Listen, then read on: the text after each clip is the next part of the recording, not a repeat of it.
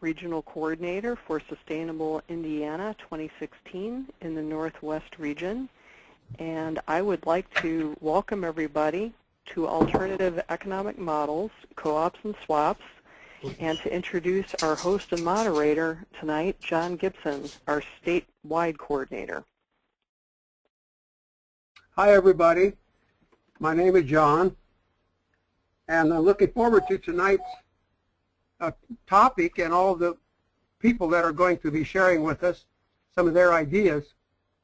We all know how important economics are to any society, and the sad part is that even though there have been many grand schemes and systems of economics developed over the lifetime of the human species, we are currently in a slump.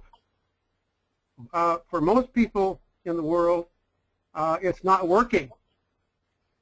If you would accept my simple definition of a sustainable economic system, it's in 4 words: enough, for all, forever. And what we know is that across our planet, which includes Indianapolis, Indiana, and the United States, everybody doesn't fare well. Most people do not have enough. And those people that have more than they need are oftentimes part of a system that is decimating the resources of the earth, contributing to climate change, and making our future precarious. So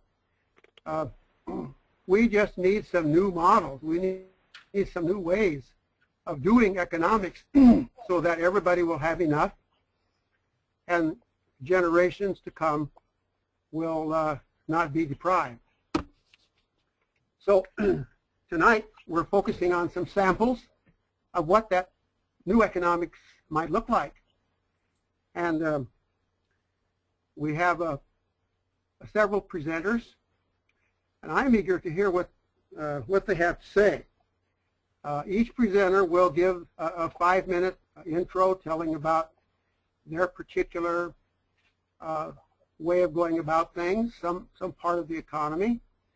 And then we'll invite those of you who are listening in to type a question, if you have one, or a comment in the chat box. We'll take a couple questions right after each panelist just to make sure that you get a chance to ask your question when that particular presentation is still fresh in your mind. Then we'll go to the next presenter and do the same, and then the next until we have worked through the panel. After that, then we'll have a larger dialogue. Panelists with panelists, myself, and all of you who are listening in will have a chance to ask your questions or make your comments. Our aim is to be through by 9 o'clock, and so we'll try to pack this full of great ideas and great conversation. And Kathy, why don't you start off by introducing our first panelist? Sounds good. And I do want to say, just for us who are on Central Time, we're only going till 8 o'clock here in Central Time, so it'll be 1 hour. Sorry. I don't want to put anybody in a panic. We have 2 presenters who keep forgetting that. Yeah, I know. We're just a small little corner of the state, but I didn't want Toni and Janel to think they were in for 2 hours. Yeah. No, this is a 1-hour seminar. 1-hour seminar. And yeah. We're into it by 5 minutes already. You got it. Right. Okay. Well, again, my name's Kathy Sipple, and I want to thank John Gibson for giving me the reins on this. I was just really excited about this topic. And, you know, John said, let's go with it. It sounds good. So thanks to him for giving me that ability and for rounding up what I think is just an all-star crew. I majored in economics in college, and I've never really been interested in the regular kind of economics, but I'm very interested in what the people on this call are going to be sharing with you. The first one that I've invited is Janel Hyland. She is in Munster, Indiana, which is at the far northwest corner of our state, almost, bordering on the Illinois border. And she had previously attended Purdue University, and she's pursuing a degree in sustainable business through University of Phoenix right now. She was a founding partner at Embracing Green Productions.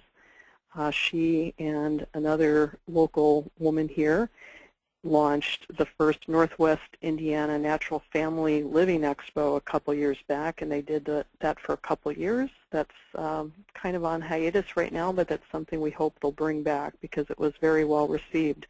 She's very active in a number of natural birthing organizations, including ICANN, and most recently, just coming up on the 2-year anniversary, I believe, launched the Northwest Indiana, let's see if I get this right, Organic Garden and Food Buying Group. So welcome, Janel Hyland. Thank you for having me. Well, you're very welcome. Can you tell us a little bit about your organization, the co-op, how it got started, how it works? Sure. I had previously done bulk orders and knew that a co-op was something that Northwest Indiana really didn't have. I have gone to Chicago and different parts of Illinois to a brick and mortar co-op and could see that that was something we really didn't have, and had been a part of a couple local groups that would order in bulk, a couple times a year or random times, but I never thought that I would start something like this. And I just went ahead and asked a few of my friends in the beginning if they were interested in buying the organic heirloom seeds.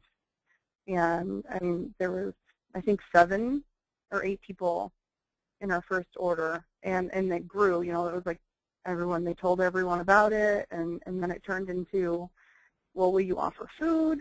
What do we have locally? And I already had the resources, or, well, most of the resources because of my previous business. So it just sort of molded into a food buying group for Northwest Indiana. I do everything from my home. The members, if they have time and are able for certain orders, offer their time to come. And sometimes it's in turn for a minimal, they don't get charged the order fee, or, some of them just offer their time. And right now you can join, and you only get charged a fee for whichever order that you are part of. It's not like if you, pay a yearly fee and you only order once, and it's not really, cost effective for you to join a co-op. I think, at least. That's why I never wanted to join any of the ones like in Chicago. So I have just broken it down to each order. And so some people that order several times a month, have a little bit more fee, than others that only order once a year. But I think it all works out. And the fees are minimal. They're only like $2 to $5 per order, depending on the, how much work goes into it. Sometimes it's just putting the order in a pile, or sometimes it's really, weighing out the product and labeling it in bags or jars. And so sometimes it does take a long time, like the essential oils. That takes many hours, many days to do the essential oil orders that we do. But I'm trying to work on a schedule of orders, and then that would be something that we could have posted so everyone can, have it built into their budget. Because some people, it's a spur-of-the-moment order that we have sometimes if we get a special price or a deal on certain things. Some of the things that we offer are obviously, organic beef, grass-fed, raw milk from grass-fed cows, no grain, period. With that, all the products that, are created, butter and cream and cheese. We have fermented cod liver oil, maple syrup, chicken. We do have a monthly produce order that one of the ladies in the group runs, and you pick it up, I think, at Baby Girl. So the ticket points depend on the order, but everything is in the website that you can look into and see what's on the website. Great. So I did put a link to the website, so if people, you know, are local and would like to register, is there kind of a geographic range that you serve? I know it's called, obviously, Northwest Indiana, but is there kind of a recommended radius for people if they are interested? Well, I actually, like I said, it's mostly online and at my house. I do have a handful of people in Illinois, and even I would think maybe 5% of people I ship items to, obviously not food related as far as perishables, but I do ship dry goods or like the syrup, vanilla beans, anything that I can ship, I will ship if they, you know, are interested in everything. So it really is up to their discretion, however, you know, far away they want to be. We do have delivery points in Valpo and Crown Point. Depending on the order, you know, the time frame for delivery on those could be delayed if the item comes to me and then has to get sorted and then sent back out. It, you know, could be a slight delay. But it's usually truly, everyone works together. Yeah, I was going to say it is truly a cooperative model. You know, it's everybody kind of doing a little bit here and there and making it happen, helping with the dividing of the orders and making the deliveries and that kind of thing. So Right. that's great. That was a really nice overview. Do any other panelists have questions for Janel just now? Janel, this is John Gibson. I would like to ask you what you think is the increasing interest in heirloom seeds. Well, I definitely think that there is an increased interest because, you know, there's so many. You can go to a brick and mortar and purchase a package of seeds that supposedly is organic and non-GMO, but it's from a company that is known to supply GMO seeds.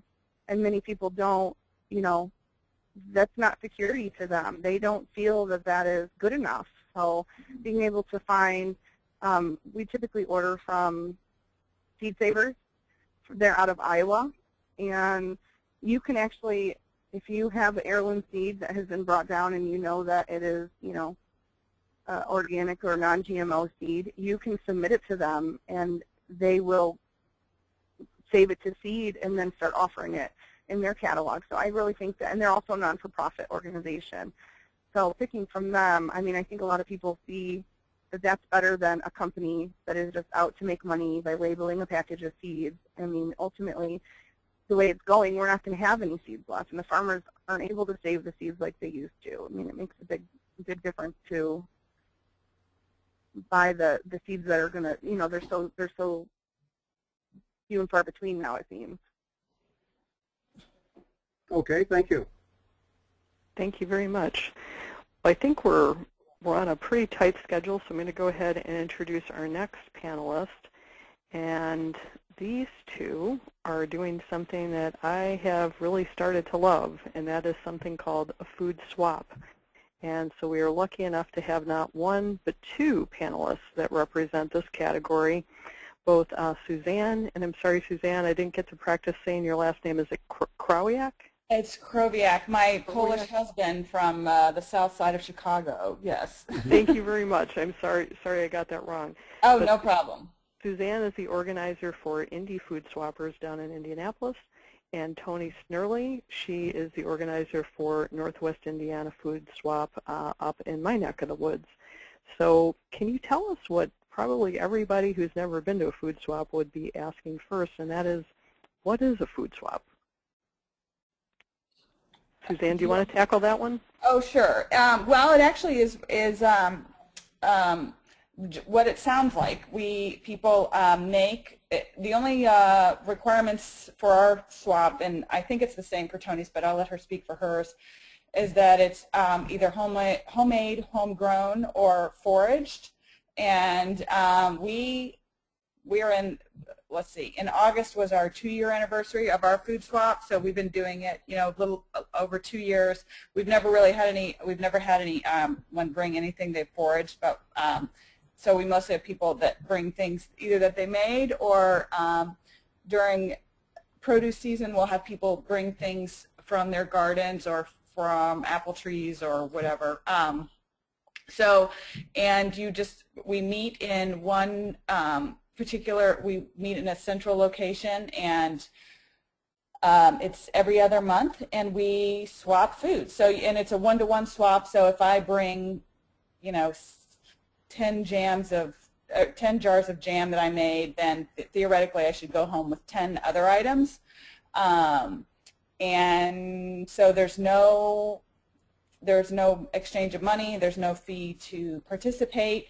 Our space is donated, which is great. We do have a website which I paid for. I do for hosting that, and I manage all the social media. We have a fairly large social media community via Facebook and Twitter, and the swaps are limited in number. We max it at 35. And you have to register in advance. You can't just show up. And we usually fill up pretty quickly, which is great. Where our first swap I had only about 11 or 12 people, and ever since then, through word of mouth, and then also it was the first one in the area, so we got a fair amount of attention locally from the local media. And so after that first one, we really have been full pretty much every one since then. So it's good. People are excited to participate. It's I think we have a good mix of items. We do have some preservers, but I would say probably the majority, for sure, of our participants, the majority of things at any given swap are not going to be preserved items.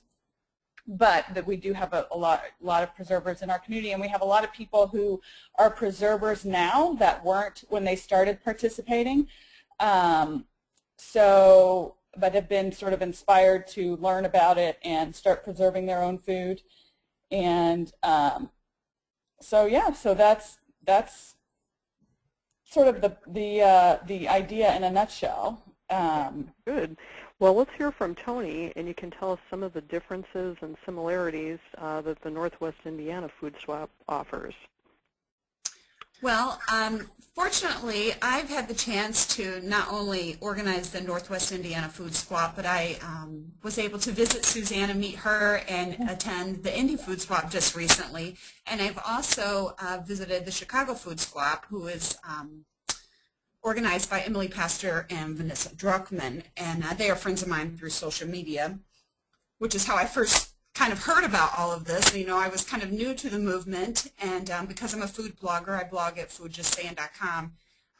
Through my network, I started seeing people talking about this food swap, and of course it piqued my interest because of the food blogging, and also I'm a home chef and whatnot.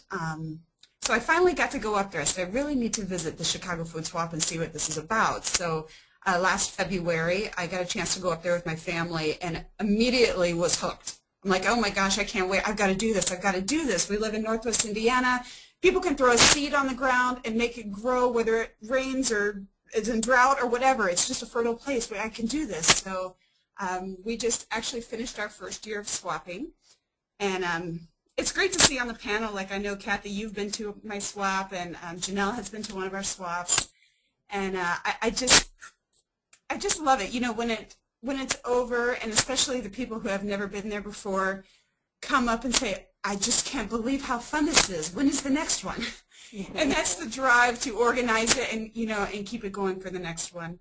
Well, I love it, and I just have to admit, on this slide, one of these slides is actually my own, which is the one that says my food swap bounty.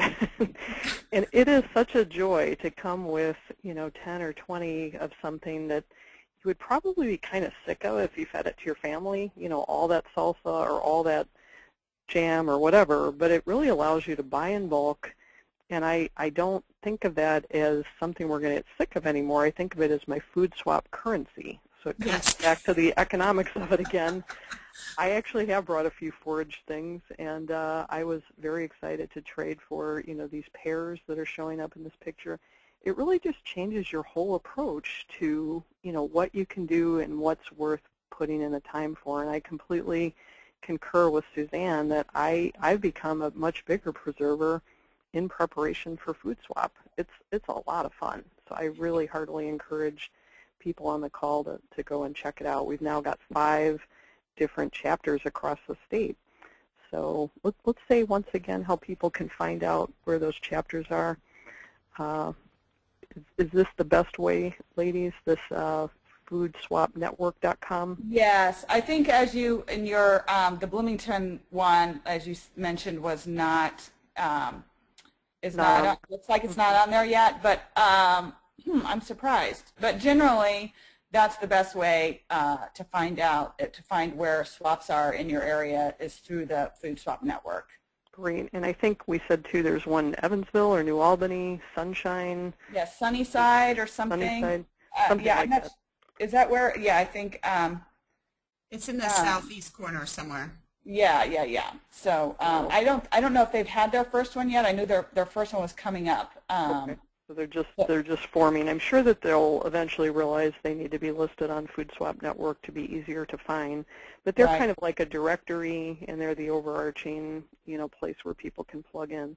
Well, thank you. I think you guys did a really good job of explaining food swaps, and we'll come back to you definitely and get some more information. But right now, I'd like to go to Dan, and Dan Sockrider is from Indianapolis.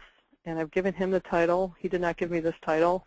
I had to make up something for Dan that was comprehensive enough to cover all of his interests and areas of study.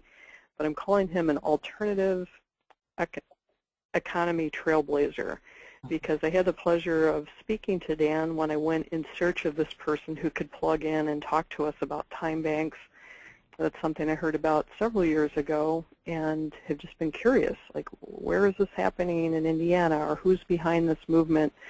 And Dan was pretty much hitting the jackpot. He knew about that. He knew about all kinds of bartering, transition preparation, all kinds of things. So let me turn it over to Dan and just let him talk a little bit about the various projects he's involved in.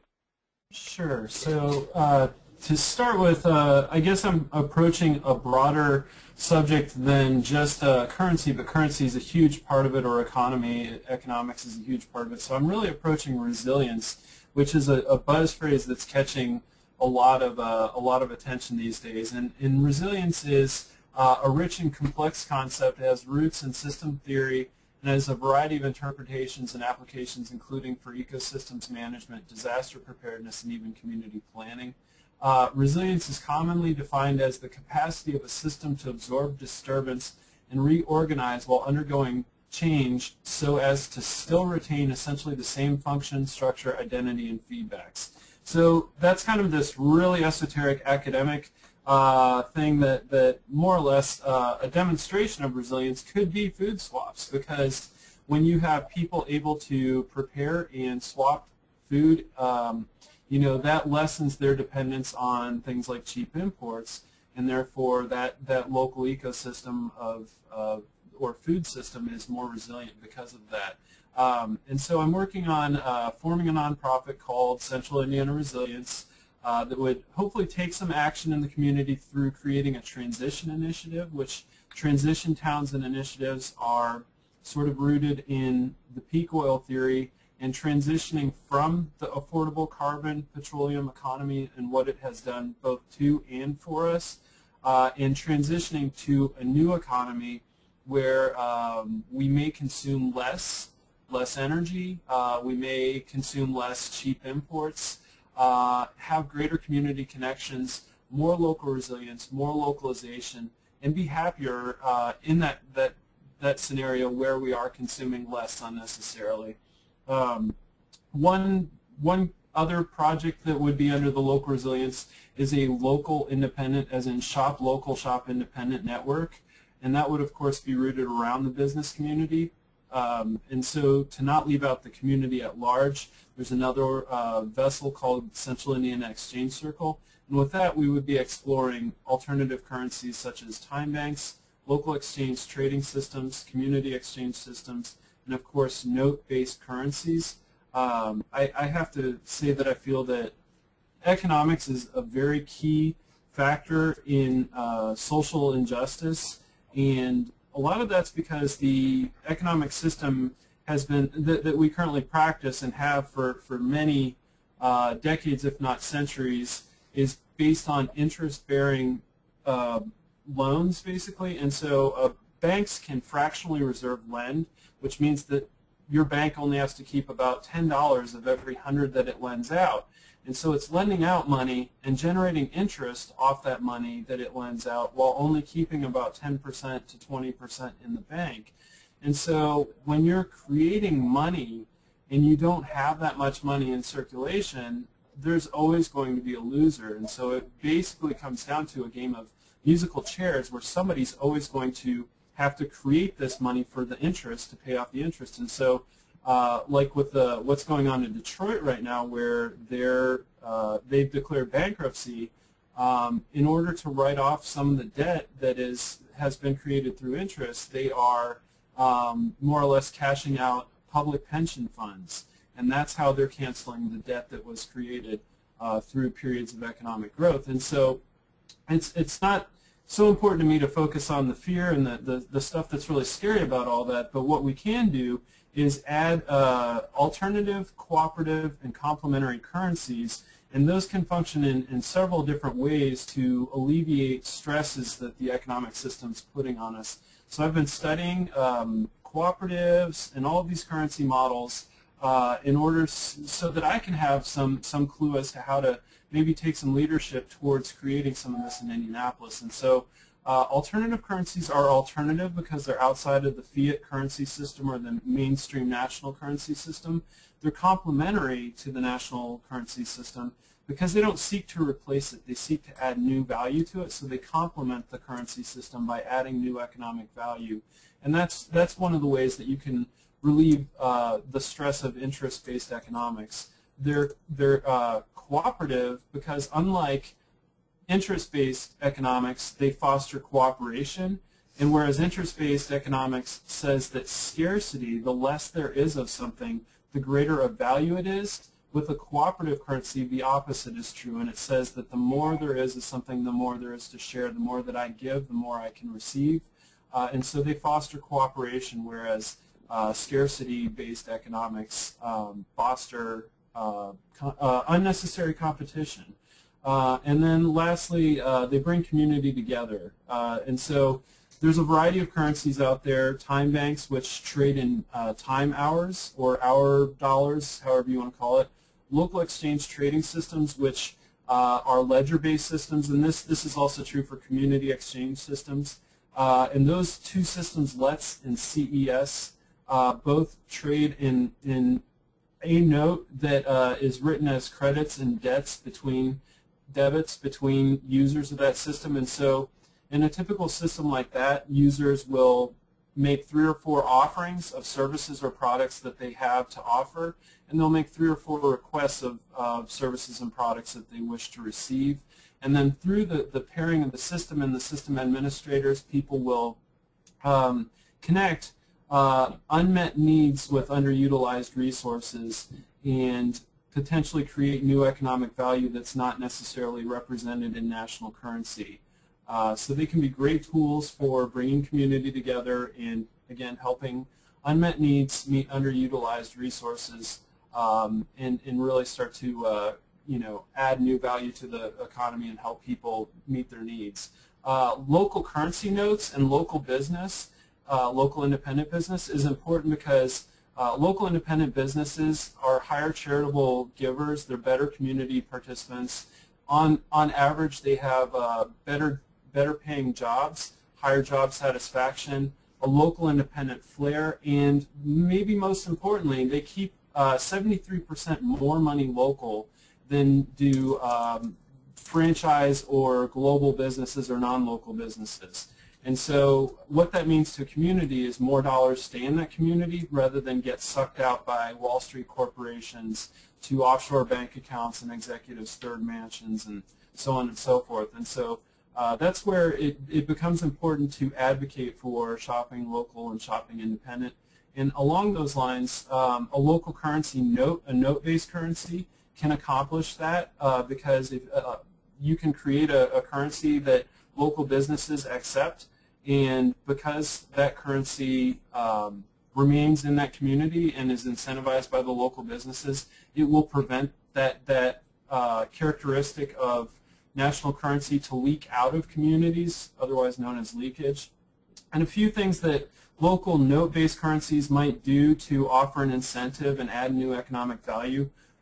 They may, in essence, give you a benefit of, let's say you take 9 national currency dollars, and maybe that would buy you 10 local currency dollars, so you'd have a net gain of 10% just for buying into that currency system.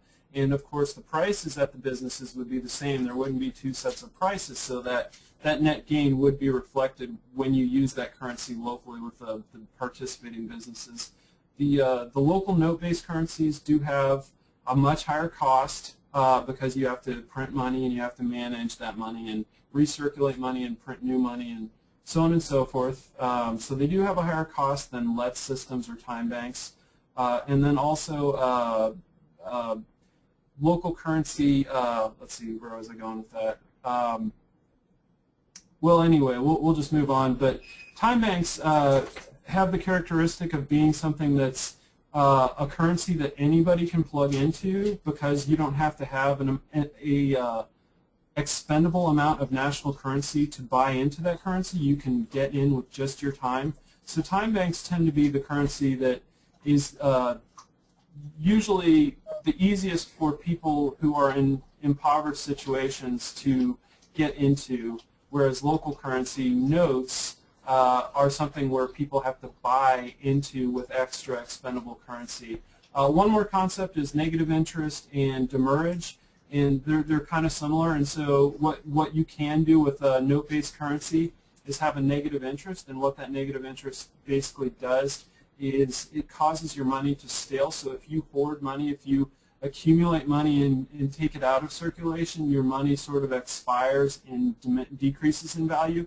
It's an interesting concept that could be applied at a national level to create more circulation of money. So that's a little bit of overview of what we're working on here. I will mention I have hopefully in the next few days a soft opening of a social media website where we can discuss this stuff at exchangecircle.org. And there's also a new group on Facebook that's coming on really strong that has a community exchange system, and that's called Indianapolis Families and Friends Barter, and you can find that at facebook.com/groups/IndyBarter, or sorry, /groups/IndyBarter. So there's some really strong people that have almost 300 people starting to get into a community exchange system in Indianapolis. Great. Well, thank you so much, Dan. That certainly is a very good sampler that you've provided all on your own there. So I think that really opens it up to a number of questions that I'm sure people are going to have. John Gibson, I know you've got a lot of interesting angles just with your various experience. Do you have questions that you'd like to address to the panel before we open? Well, I do. I've got one I want to address to Toni.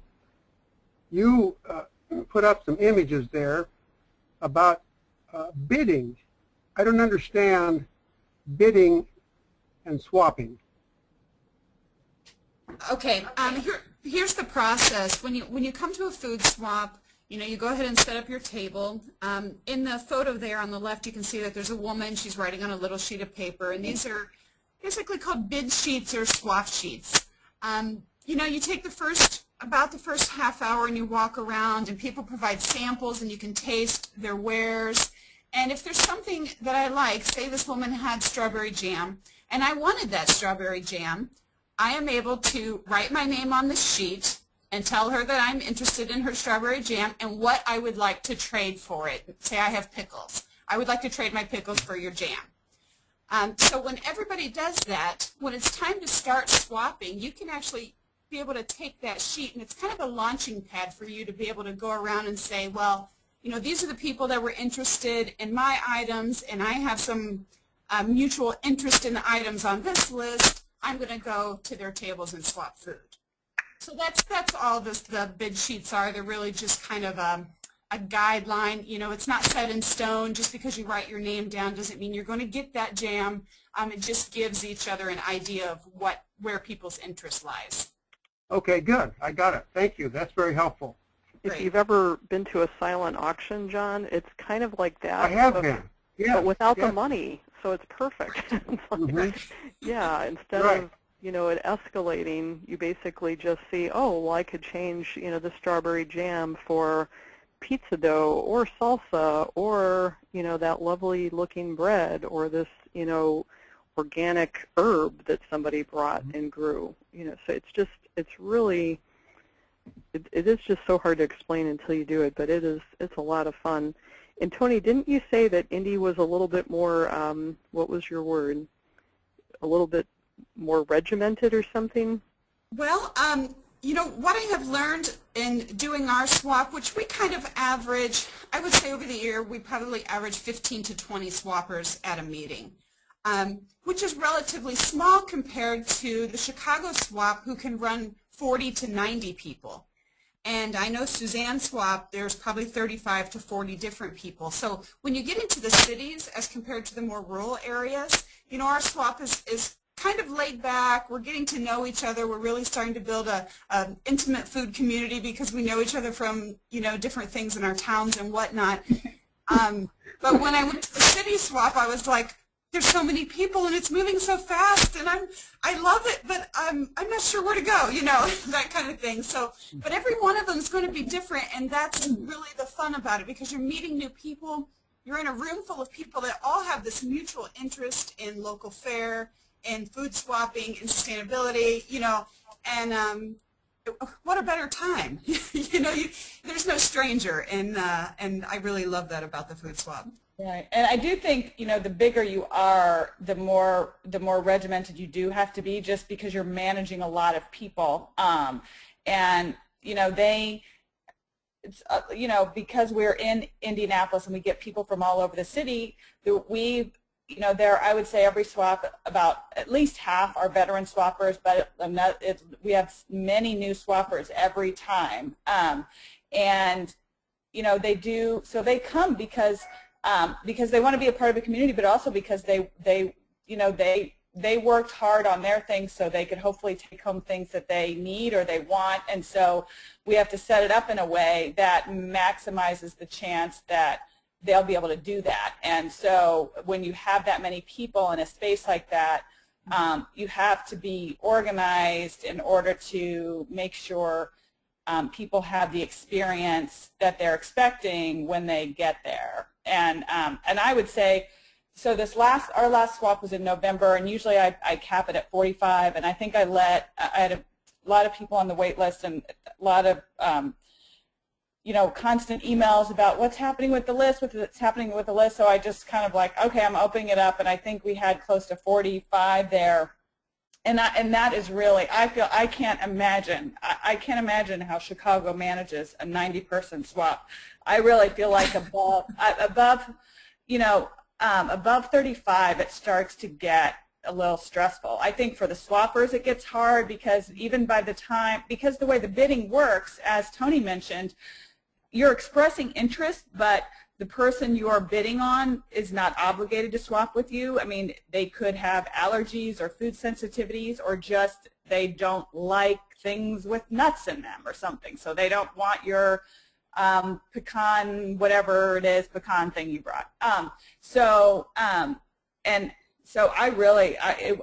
would love to just be a fly on the wall at a swap with 90 people, because just from an organizer standpoint, it's just hard for me to envision that, because just even with that many people, it takes time to get from one end of the room to the other. So the more people you have, the more.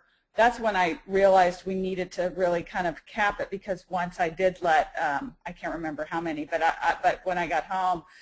Actually, before the swap was over, I'm like, we can't do that again. It's too many people. Suzanne, I just want to backpedal a little bit, and I hope I didn't sound at all negative by saying regimented. Oh no, I know what you mean. Yeah, no, I don't think you did. I didn't mean that as negative in any way, shape, or form, but it's just. No, I didn't take it that way. But I do think it's something.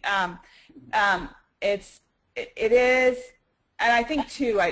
As an organizer, I'm so much more, and Toni knows this, I'm sure she experiences the same thing. I mean, it's a lot of people, and you want them to have a good experience, and you want it, you just don't want it to be, you know, mass chaos. They do have their own kind of chaos, which is the fun part, but you know, you don't want it to be the unfun kind of chaos, particularly when people have invested their time and money in what they've made. So yeah, anyway, I do feel like when you get past a certain, because it's not like a farmer's market where, you know, where I live, we have a huge farmer's market, which is great because it's all choice, because you walk up and you see what you want and you buy it, and you can walk away and go to all the other vendors, and you don't have to worry about getting back to that vendor and do they want it, you know what I mean? So it's not this, it's not the same kind of negotiating or interacting as you find in a typical kind of retail environment, even like a farmer's market. Well, talking about numbers, I don't know if Janel mentioned how many members there were in her food buying group, but if you did, I apologize for not hearing Janel. I actually think I missed that. We have 550 on the Facebook part of our group, and we have about 100, I would say 120 that are active members. We have our core, like core that probably order almost every order, would probably be like 20 to 30 people, but we do have, you know, about 100, I would say about 120 people that are continually active in the group. Okay, all right. And I just want to remind our listening audience that if you have questions for our panelists, you can type it in the questions area of the toolbar, and we will relay those to the panelists in time. And we do have a question that has come up for Dan. Is this okay to go ahead, John? Sure. Okay. Dick has asked, Dan, in your opinion, which of the alternative currencies have the best chance of growing into a significant impact on society? I'll answer that in a few ways. The first thing I want to dispel is that there's one silver bullet. Sorry, I have a dog who loves to talk. The webinar's coming on. But I want to dispel that there's a silver bullet alternative currency. In fact, many places that try them do try an ecology of currencies, as in a multitude. Again, there's sort of different target demographies that seem to interface with different currencies. For example, people with less expendable income or would be more characterized as impoverished might plug into a time bank. People with higher amounts of expendable income might do very well with a local note-based currency.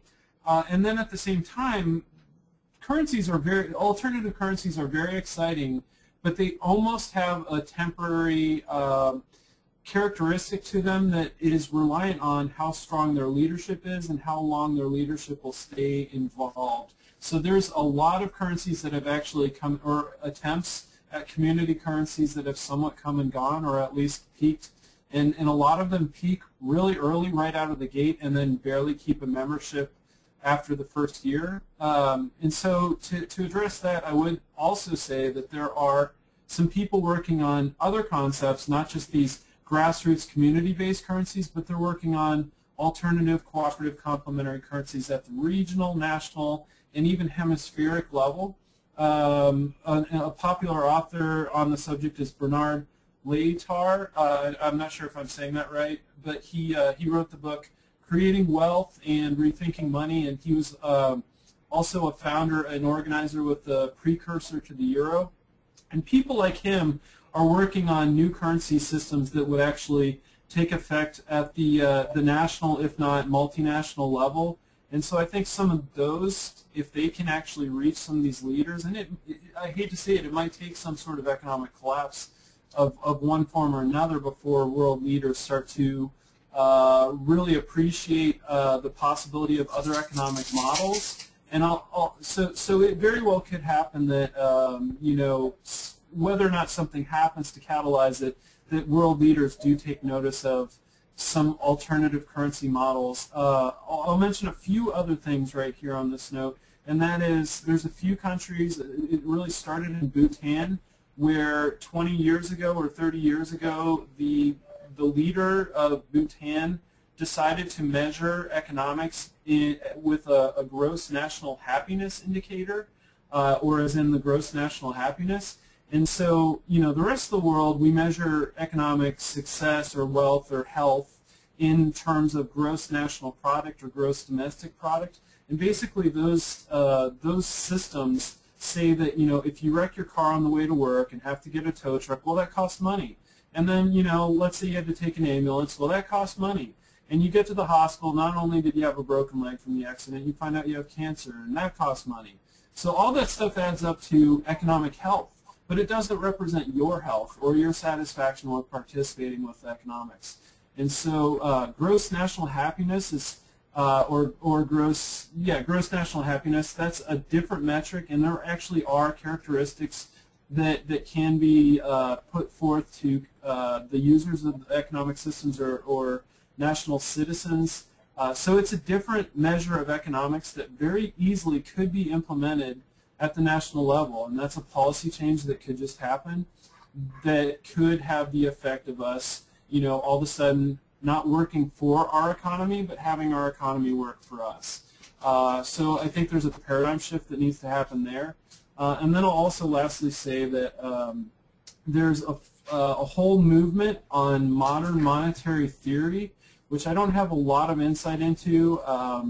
Trying to think what this website is, but if you want to Google modern monetary theory or MMT, there is a whole movement that is high up at the academic level and economist level that is being put out there and being discussed, and I think that involves, in some respects, having our government sort of take currencies public and use public currency for the greater good. And when I say take currencies public, I mean right now our currency is managed by the Federal Reserve, and that's actually a private corporation that's not inherently beholden to the United States citizens. Of course, they're beholden to making sure the system continues to work. A lot of people have complaints and so on and so forth. They do manage the national currency here, but they are not a government entity or withholding to the public realm. So there's some interesting work with the modern monetary theory. So I might have dodged your question a little bit, that it's almost too early to tell, I think. Dan, is this the right book? I'm going to go ahead and show it on screen. Is that the book that you're talking about with the modern, well, this is actually modern money theory. That's probably not the right one. It might be called modern money theory. It's definitely called modern monetary theory. Okay, sorry, that's what I Googled, and then it came up on that, but I'll see what I can find. Okay. And I'll chat you the author's name, the guy who's working on all this currency stuff. Yeah, that would be great. Thank you. I appreciate that. And I have a question myself. I would just like to know if each of you could comment a little bit on what your experience within your respective co-ops or swap or what have you has done to your own personal happiness factor. Do you think that being a part of a more connected community has led to, any intangible benefits for you? I definitely, I definitely think so. I mean, I think it's connected, myself and a lot of people in the community of common interests that didn't know each other, don't live in the same part of the city, or even, the general area, that are connected a lot through social media now. I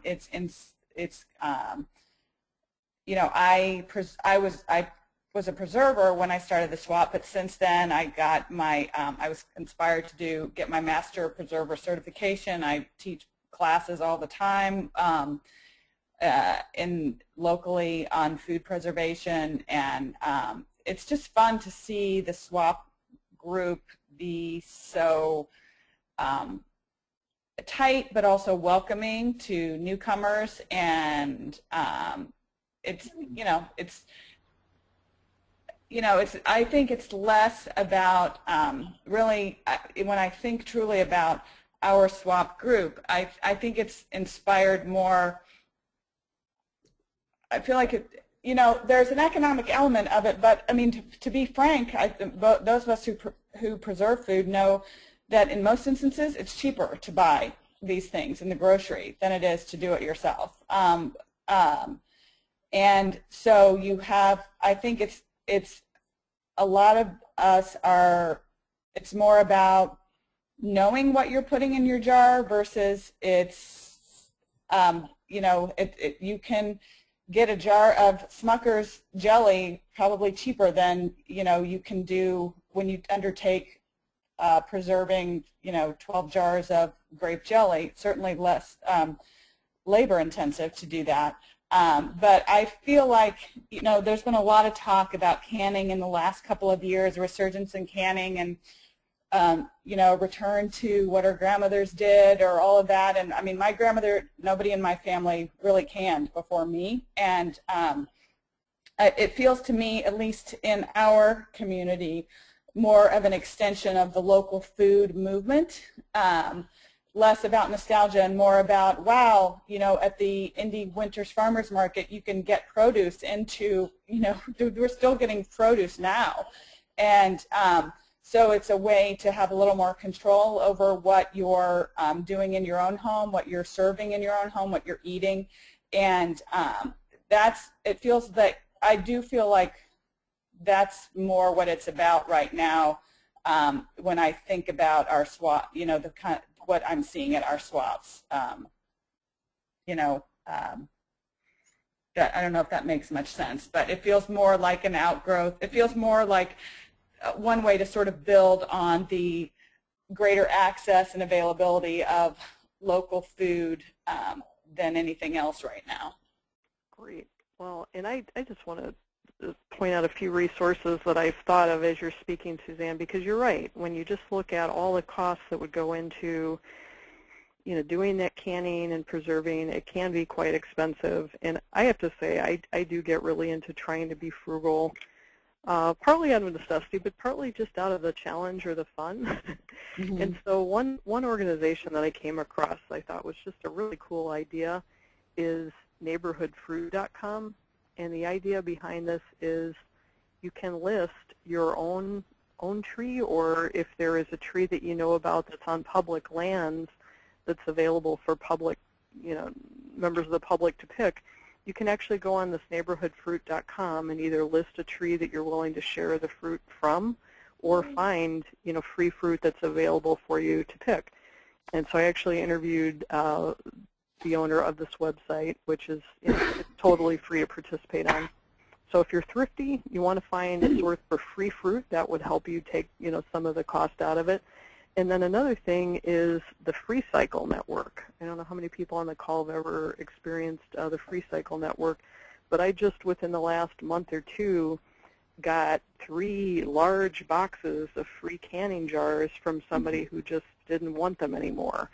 I put an ask out there for canning jars, and somebody said, sure, come get them. They were really happy to give them away. So, you know, there are just really creative ways that you can get into even that element. The time, of course, is your time, but, you know, making a quality product, it's right. No, and I think actually the group's been generally, it's a pretty resourceful group in searching out those kind of opportunities. Yeah. So, yeah, I mean, I just think that's, you know, that's part of the, you know, kind of, not challenge, because, you know, I would never try and strong-arm anyone into preserving food that doesn't want to do it, because it, I mean, I teach it. I think people should do it, and I am all and encouraging people to do it, but it does, people, I don't know what I'm saying. Might not be for everybody, but if you do want to, you know, we just like to share some ideas on. Oh, sure, and that's what I. Yeah, and I think the swap. That's one thing I think that's been a result that's resulted from the swap, is for sure there are more people preserving now as a result of it, because I quite frankly, I think most people were afraid of it before, and they see people walk in and they're like, oh, this person brought all these jars and they don't have burns on their face and they're not, you know, it's like everybody's just fine. So they, you know, just need to, once they see that, you know, it's not nearly as intimidating as you think it might be. So, I mean, but I do think one thing that, you know, and it's hard, I'm getting a little bit of a sense of what the other groups are doing, but when you talk about sort of the economic part of it, I mean, bartering and all that, and certainly with the food swaps, we are wrestling with the regulatory aspect of it. And some food swaps across the country have been shut down by their local health departments. We were briefly, after many, lots of effort and calls and sweat, and you know, we're okay now, but it's a double-edged sword of wanting to talk about it and about our group, and also feeling like, you know, if I make too much noise, am I going to get another call from the health department?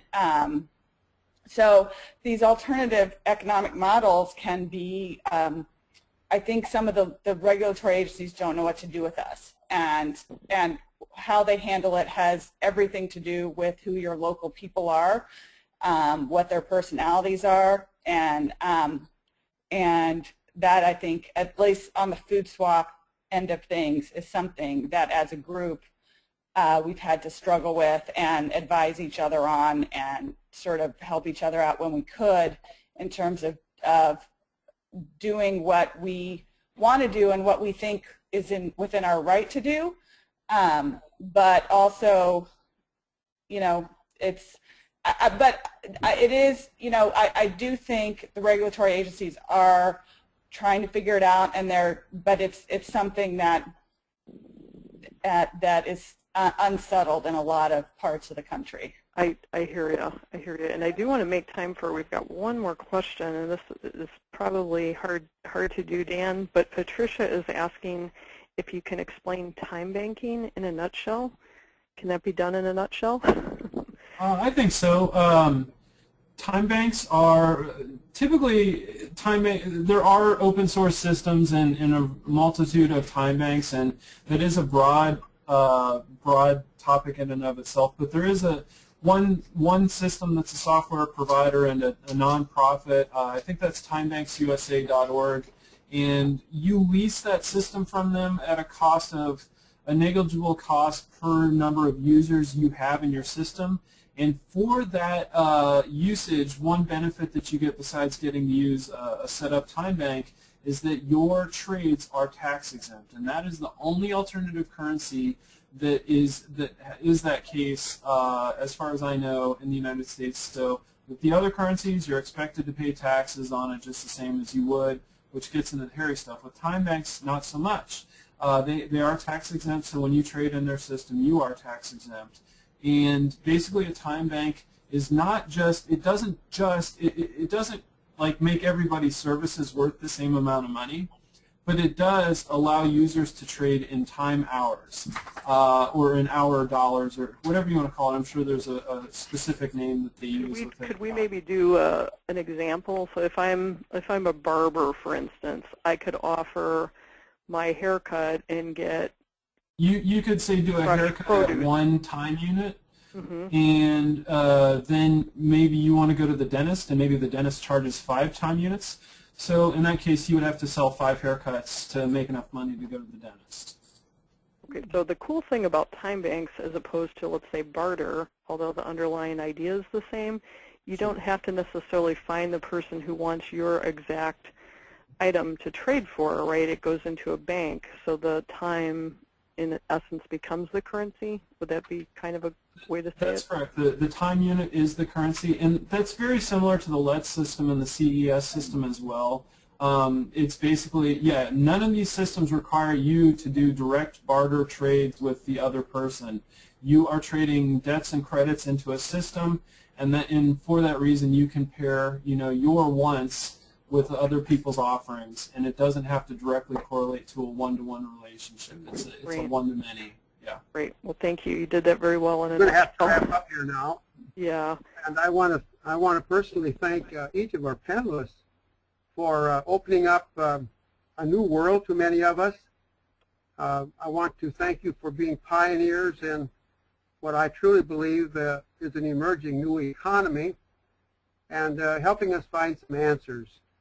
My very best to you all, and I hope that you will keep in touch with our movement, Sustainable Indiana 2016, and let's keep the dialogue going so that we can learn from each other. Kathy, do you want to sign off for us, please? Yes, as John said, you can find us online at sustainableindiana2016.org, where we talk about these types of stories and a lot of other topics that support how Indiana is tracking the green momentum and looking for climate solutions and climate resilience. So, I think our panelists did a good job of explaining how these things fit in. We'd also like to hear from you for suggestions on upcoming webinars for next year.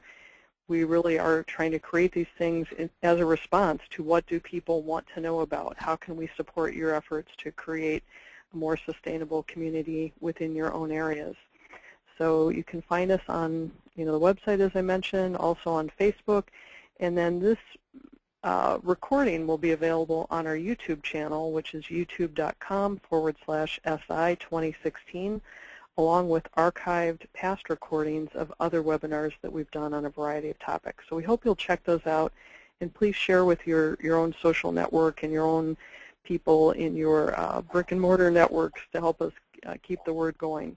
So thank you so much, and that's the end of our time for tonight. Good night, everybody. Okay, thank you. Thank you. Thank you.